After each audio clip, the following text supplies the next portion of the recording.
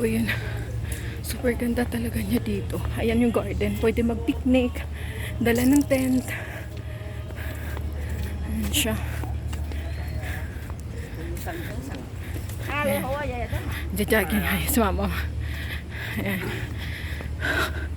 Building. Ayan po yung shatin. Yung ayan building namin doon. Ayan, doon yun. Okay, go, run.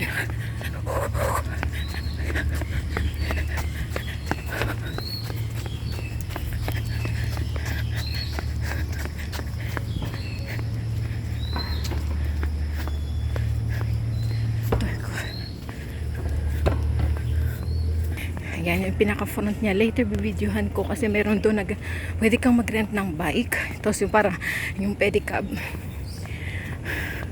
sa front. Dito sa area na to hindi na makapasok yung nagbabike. Meron lane para sa nagbabike. Ayan o, pwede. Pavilion 6. Pwede kayo magtambay dito pag Sunday. Ayan. Mas marami silang mga shades, shelter to. Ayan. Pwede tambayan. Ayan, ganda. As in. Ayan yung brighter lang naglilinis. Na-maintain nila.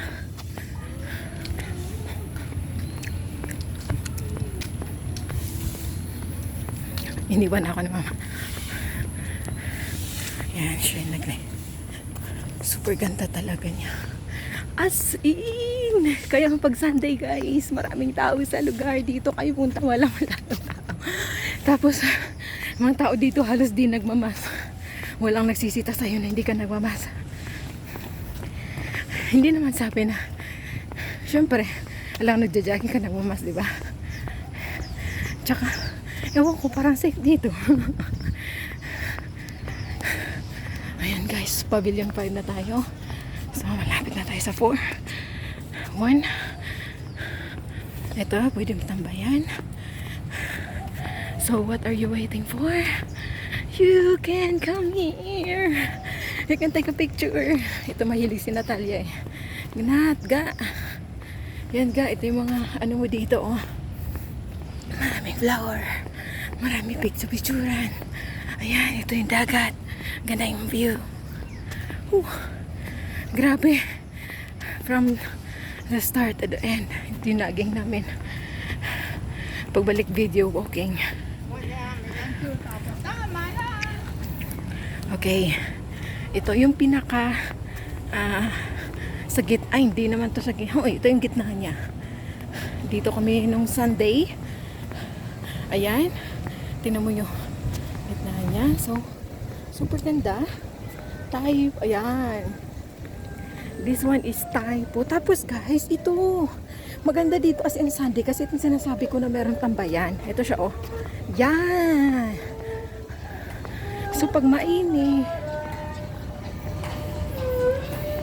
Ayan, may upuan.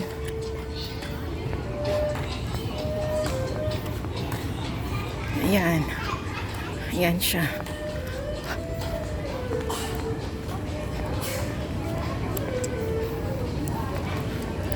Ayan siya.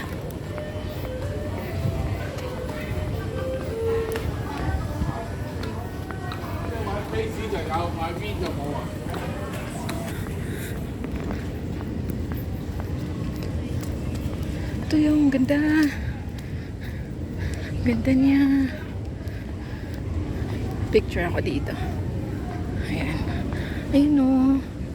Diba? So, ayan.